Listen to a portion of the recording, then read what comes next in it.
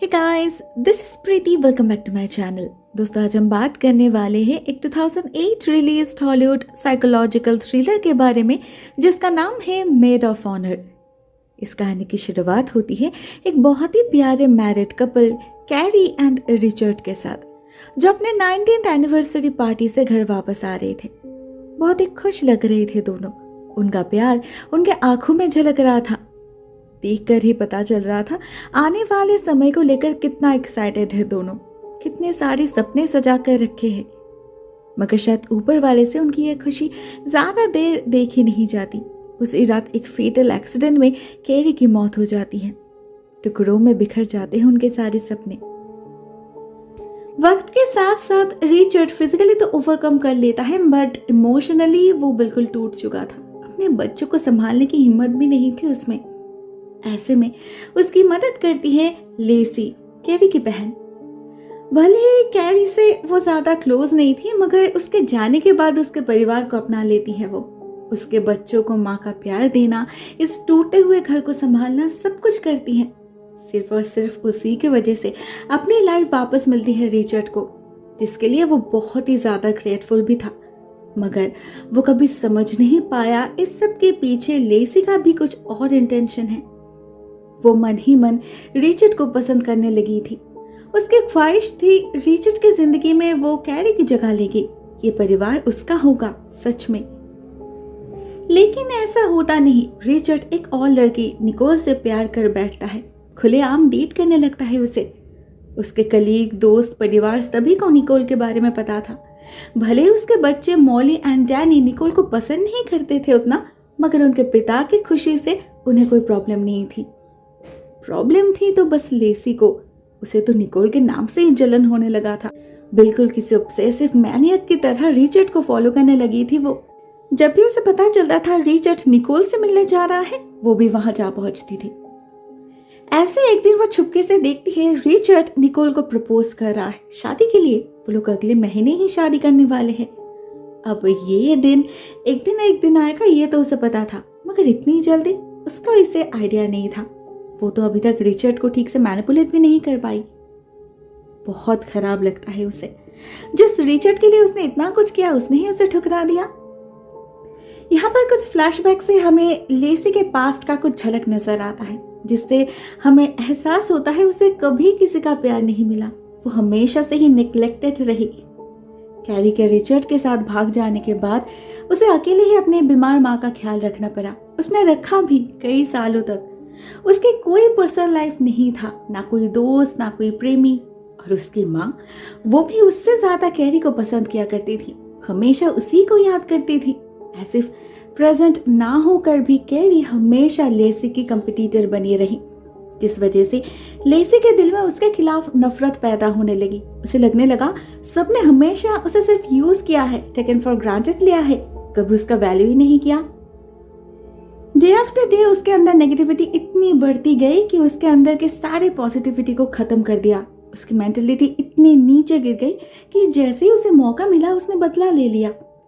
एक रात जब उसकी माँ जमीन पर गिर गई थी और उन्हें हार्ट अटैक आने वाला था, लेसी ने उनकी मदद नहीं करी। ना उन्हें उठाया, ना हॉस्पिटल ले गई, उल्टा उन्हें पड़े पड़े मरते हुए देखा लेसी ने। उसे अपने करतूतों पर कभी शर्म नहीं आई, क्योंकि उसके मुताबिक उसने कुछ गलत नहीं किया।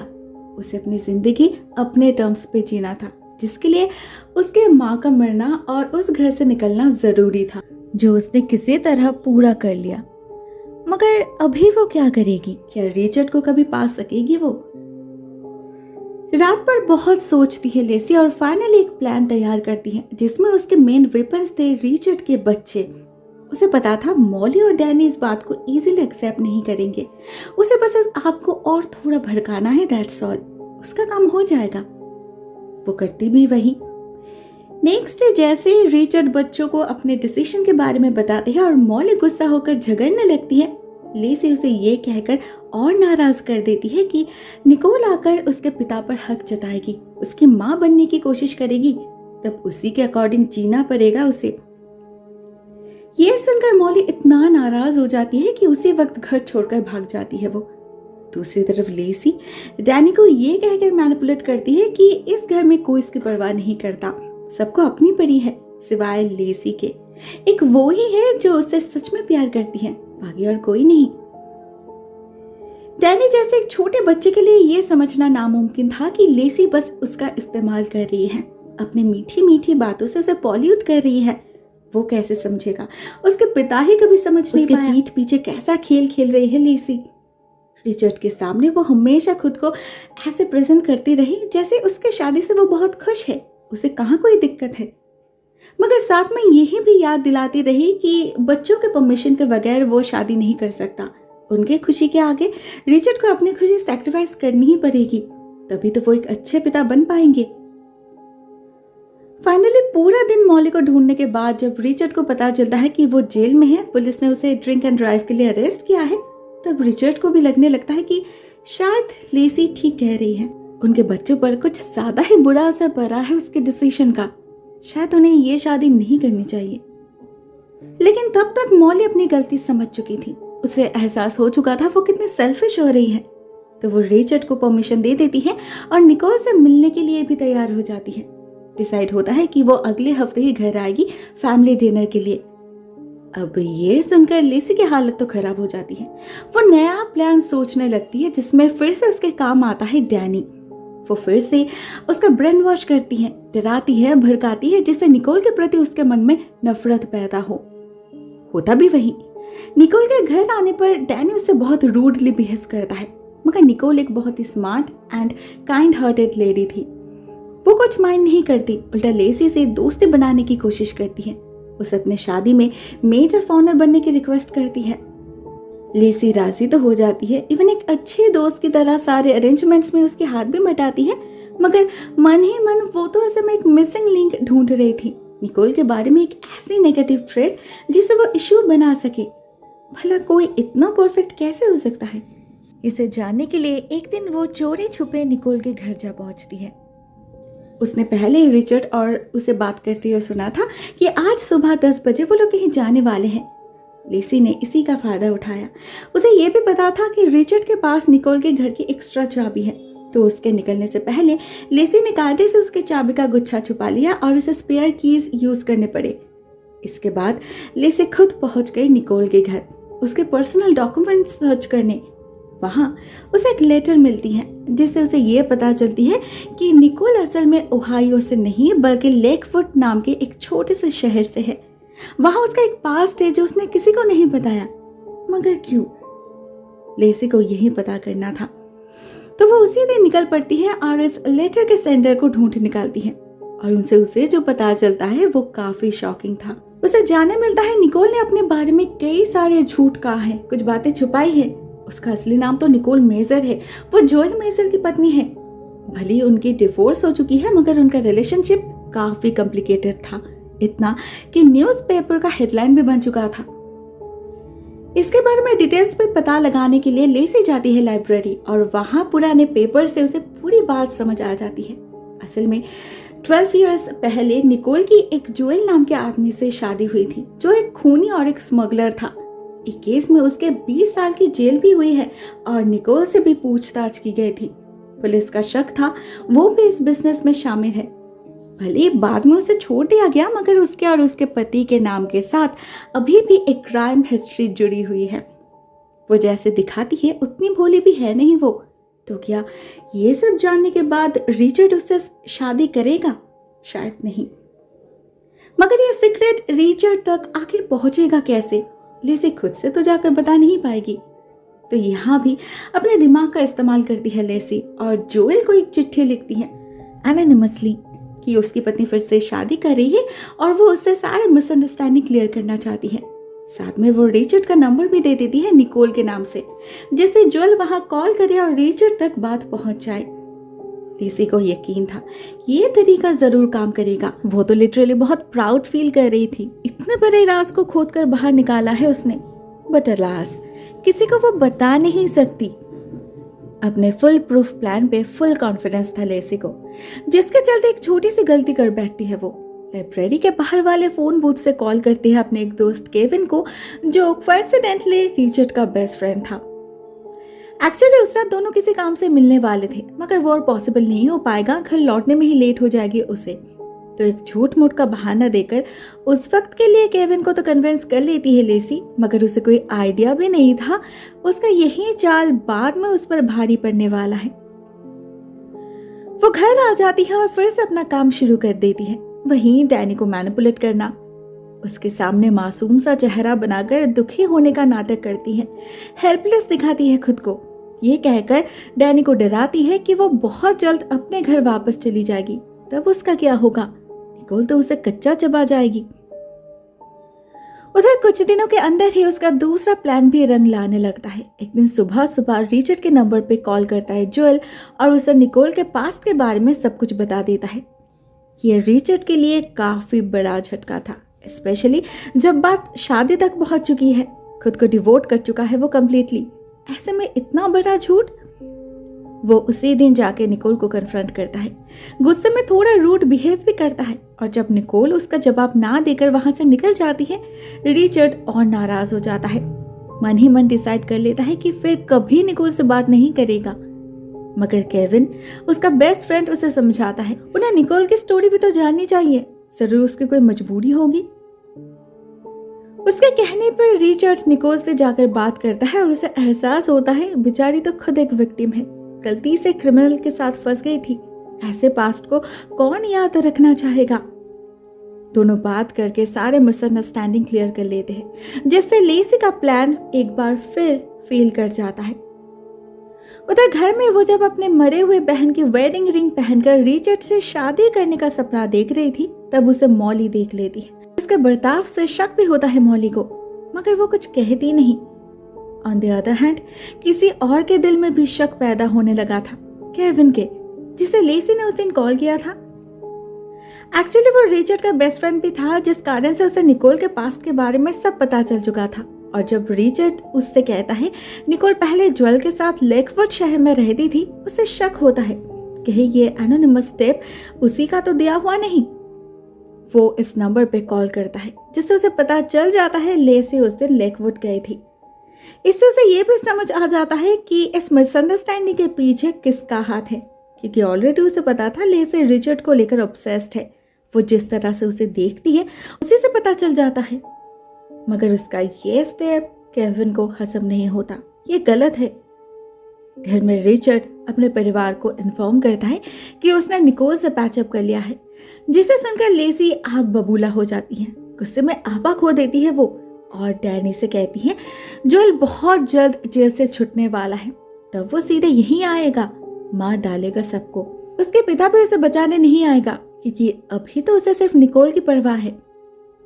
ये सब सुनकर बेचारा डैनी इतना डर जाता है कि उसे बुखार आ जाता है। स्ट्रेस के कारण दिन ब दिन उसकी तबीयत खराब होने लगी थी। अपने फायदे के लिए लेसी इस छोटे से बच्चे को भी नहीं छोड़ती, और जब रिचर्ड उससे पूछता है तो वो सारा दोष निकोल पर डालती है। कहती है उसी के टेंशन में डैनी का ऐसा हाल हुआ है, मगर वो थॉट्स वो डाल रही है उसके दिमाग में, ये नहीं बताती। दूसरी तरफ सिचुएशन की अहमियत को समझकर निकोल खुद डैनी से बात करने की डिसाइड करती है, मगर उसमें भी लेसी को प्रॉब्लम थी। वो बाधा डालने की कोशिश करती है, मगर कामयाब नहीं होती। कमरे के बाहर खड़े गुस्से में तड़पती रहती है। बस वो समझ चुकी थी उसे एक मास्टर स्ट्रोक की जरूरत है, ऐसे छोटे मोटे ट्रायल से काम नहीं चलेगा। मगर उससे पहले ही केविन उसे कन्फ्रंट कर लेता है और उससे कहता है रिचर्ड को छोड़कर अपने घर वापस जाने के लिए, नहीं तो वो सबको सब कुछ बता देगा। वो काफी सीरियस था, जिससे लेसी डर जाती है और एक पत्थर से मार के उसका खून कर देती है। किसी को कुछ पता ही नहीं चलता, सबको लगता है ये किसी लुटेरे का काम होगा। एक अच्छे दोस्त के ऐसे अचानक गुजर जाने से रिचर्ड और निकोल दोनों ही काफी अपसेट हो पड़े थे, मगर अपनी शादी पोस्टपोन नहीं करते वो लोग, क्योंकि सारे प्रिपरेशंस हो चुके थे और केविन भी तो यही चाहता था। इससे लेसी को भी मौका मिल जाता है। वो प्रिपरेशन में हाथ बटाने के बहाने से हमेशा निकोल के साथ साथ रहने लग जाती है एंड फाइनली उसे ऑफर करती है जिस दिन वो लोग केक ट्रायल के लिए जाएंगे उस दिन वो केक को पिकअप करेगी। निकोल के दिल में कोई पाप नहीं था, इसलिए वो मान जाती है और इसी का फायदा लेकर लेसी उसका केक नट वाले केक से चेंज कर देती है। और तो और कैफे में उसके बैग से मेडिसिन भी निकाल लेती है वो, जिससे अहम वक्त पर उसे दवाई ना मिले। होता भी वही।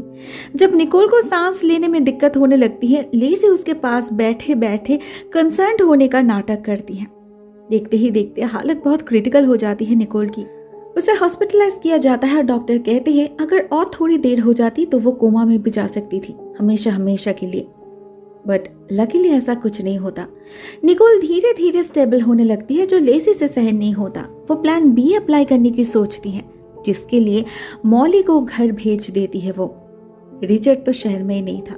मॉली ने उसे कॉल किया था, फिर भी उसे आने में थोड़ा वक्त तो लगेगा ही। हॉस्पिटल में निकोल के साथ बिल्कुल अकेली थी लेसी। इसी गोल्डन अपॉर्चुनिटी को यूज करती है वो। जब निकोल को पर्सनल केबिन में शिफ्ट किया जाता है तो एक पिलो से सफोकेट करके उसे मारने की कोशिश करती है वो। निकोल स्ट्रगल तो करती है, लेकिन खुद को बचाने की क्षमता नहीं थी उसमें। उसका दम बस घुटने ही वाला था कि सही समय केबिन में मॉली घुस आती है और लेसी को देख लेती है। एक्चुअली वो जब घर वापस जा रही थी तो कुछ बातें उसके दिमाग में स्ट्राइक करती हैं। वैसे भी पिछले कुछ दिनों से लेसी का बर्ताव उसे कुछ ठीक नहीं लग रहा था। बहुत अजीब हिस्टेरिक बिहेव कर रही थी वो, और एक टीनेजर होने के नाते उसे कुछ कुछ अंदाजा लग चुका था कि लेसी के मन में क्या चल रहा है, वो निकोल से क्यों इतना जल्दी है। ऊपर से कल रात जब डैनी उससे वो सारी बातें शेयर करता है जो लेसी ने उसे बताया था, तो वो और श्योर हो जाती है। फिर भी वो चुप थी क्योंकि शादी से पहले वो कोई सीन क्रिएट करना नहीं चाहती थी। वैसे भी कुछ दिन बाद लेसी तो घर छोड़कर जाने ही वाली है। मगर आज सुबह कैफे में जो कुछ भी हुआ उसे याद करके मॉली को लेसी का चाल समझ आ जाता है। उसे याद आता है केक कटिंग से पहले लेसी एक बार वॉशरूम गई थी। उसके बाद ही निकोल के बैग से उसके मेडिसिन गायब हुए, और उससे भी ज्यादा इम्पोर्टेंटली केक में नट्स कहाँ से आए। उसने खुद बेकर से बात किया है, उसने तो नहीं डाला। लेसी कितना ही टेंस्ड होने का नाटक क्यों न करे, मॉली ने एक बार भी उसके चेहरे पर वो डर नहीं देखा, ना उसके स्टेबल होने पर कोई रिलीफ देखा। ये सारी बातें एक ही तरफ इशारा कर रही थी, लेसी एक हिपोक्रेट है, नाटक है सब उसका। असल में तो वो निकोल को मारना चाहती है। जैसे ही मॉली को ये बातें समझ आ जाती है, वो भागती है हॉस्पिटल की तरफ और वहां पहुंच के अपने डर को सच होते हुए देखती है। वो बिल्कुल श्योर थी लेसी के करतूतों के बारे में, जिस कारण से वो उसे कन्फ्रंट करती है। साथ ही में रिचर्ड के आने पर उसे भी बताती है। इससे लेसी पड़ जाती है मुश्किल में और उसका असली चेहरा बाहर आने लगता है। वो और खुद को रोक नहीं पाती, न अपना ड्रामा कंटिन्यू कर पाती है। रिचर्ड जब उसे शांत करने जाता है, लेसी उस पर भी चिल्लाने लगती है। वो क्यों उससे प्यार नहीं करता, वो निकोल, वो क्यों आई उनके बीच।